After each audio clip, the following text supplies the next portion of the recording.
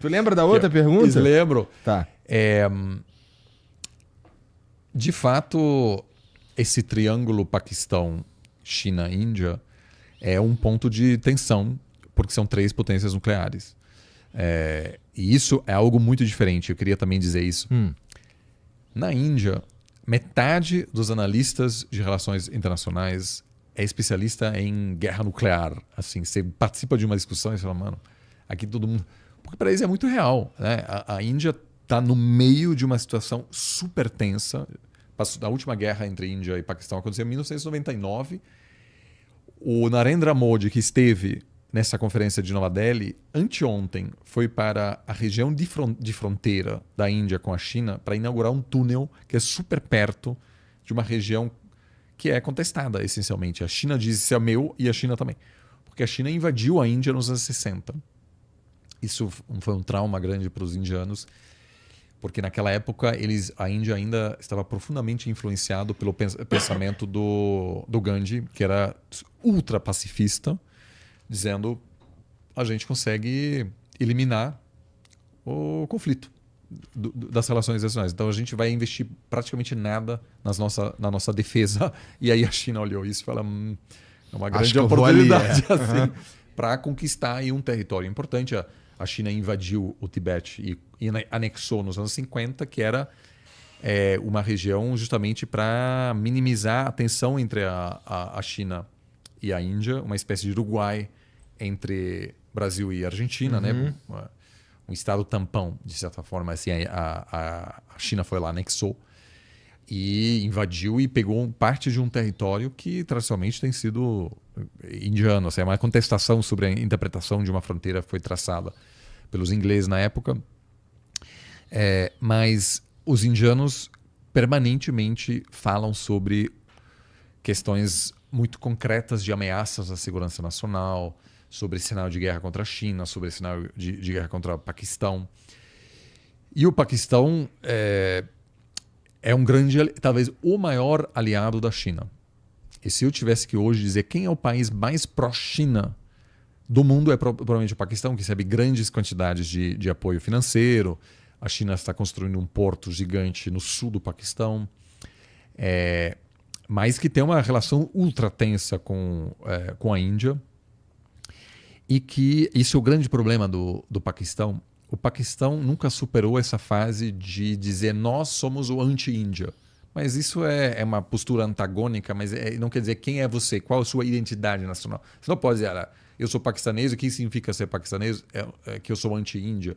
Então o Paquistão ainda está com muita dificuldade de construir uma narrativa sobre quem é, que paradoxalmente é um problema para a elite paquistanesa de superar esse conflito, porque se você faz as pazes com a Índia, aquele negócio que produz uma espécie de união temporária, que todos nós odiamos a Índia, ela se desfaz.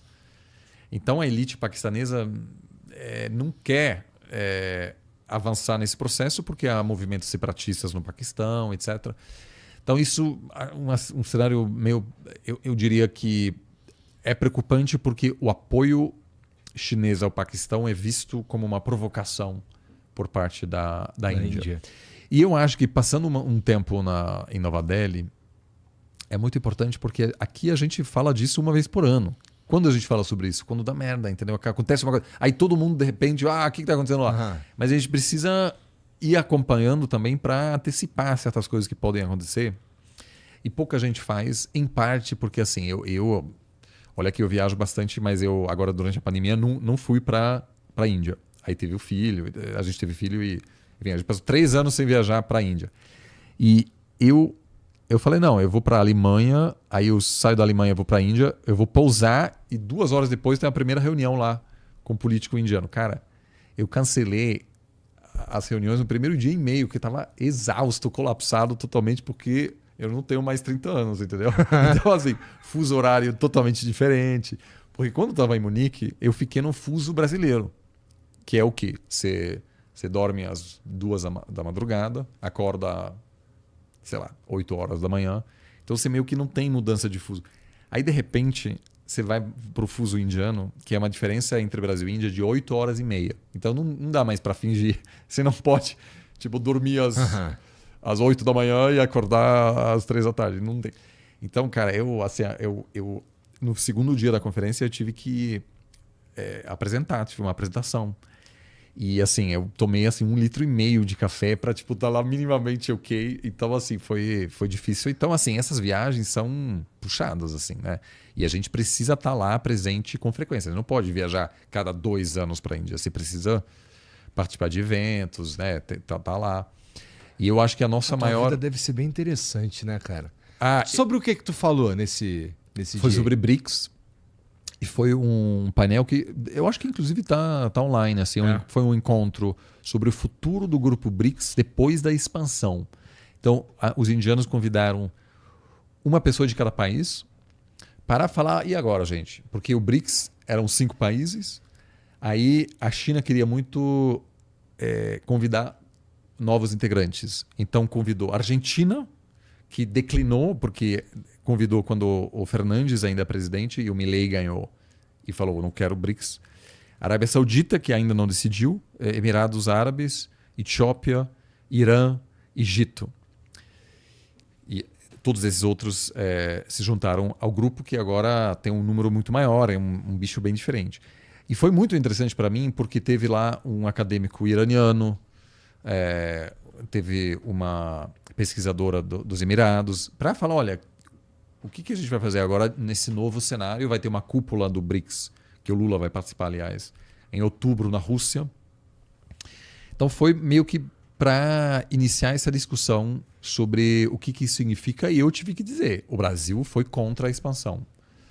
E foi um pouco estranho, porque ao meu lado era o iraniano e tal, e eu falei, olha, o governo brasileiro não quis que vocês fizessem parte, por quê? Porque o Brasil gosta do BRICS, ou gostava muito do BRICS em função da sua exclusividade. Era um grupo muito seleto.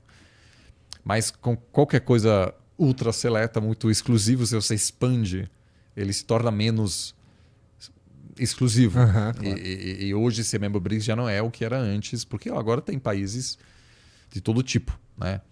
E tem uma outra coisa que uma divisão muito importante entre os países BRICS foi entre um grupo mais anti-ocidental, liderado pela Rússia, e um grupo não alinhado, tipo Índia e Brasil, que não é exatamente anti-ocidental. Esses 2 países, como a gente falou aqui, querem estar bem com todo mundo. Então o Brasil não é um país anti-americano, o Lula não é anti-americano, do mesmo jeito que o Bolsonaro não era anti-China mesmo. Ou seja, o Brasil quer estar bem e a Índia também. E por isso eu acho tão importante a gente estudar o caso indiano, porque eles jogam esse jogo super bem. O Brasil também relativamente bem. Mas eu acho que é preciso falar muito mais entre esses dois. Mas agora a Índia e o Brasil estão na minoria, porque agora convidou o Irã, que é explicitamente anti-ocidental. A Argentina não topou, que eu acho que é ruim para o Brasil. Eu, inclusive, publiquei uma série de artigos na Argentina para dizer tem que fazer parte, porra. Vamos. E não deu certo. O Milei não... Inclusive, eu encontrei com a chanceler da Argentina em Munique. Enfim, eu assim, meio que entendo também porque o Milei falou tão mal do Putin, tão mal da China e do Lula, que tipo, você aceitar o convite e aí encontrar toda essa galera na Rússia para apertar a mão desses caras que você, na campanha... Acabou de ser eleito também, né? É complicado. Eu acho que a Argentina pode até chegar a fazer parte depois, mas agora também com o Irã, e o Irã e a Argentina têm uma relação muito difícil em função do possível envolvimento iraniano no ataque terrorista contra um estabelecimento judaico em Buenos Aires, que matou muita gente uns 30 anos atrás, que a adesão iraniana complica muito essa postura multialinhada, e isso vai ser, eu acho que até para o Brasil, um pouco confortável, porque o Putin pode transformar essa cúpula em outubro numa espécie de bloco anti-ocidental, e o Brasil não quer isso. E, inclusive, eu acompanhando esses debates, muitas vezes eu vi o brasileiro, o negociador brasileiro ou indiano, tirando do esboço da declaração final frases explicitamente anti-ocidentais. Porque a ideia sempre é ter essa flexibilidade. Assim. Então foi esse o objetivo, mas como te falei, assim, e por isso que foi chato de eu ter essa dificuldade de ficar acordado, porque Todo mundo no fim do dia vai pro bar Aham. e lá que acontece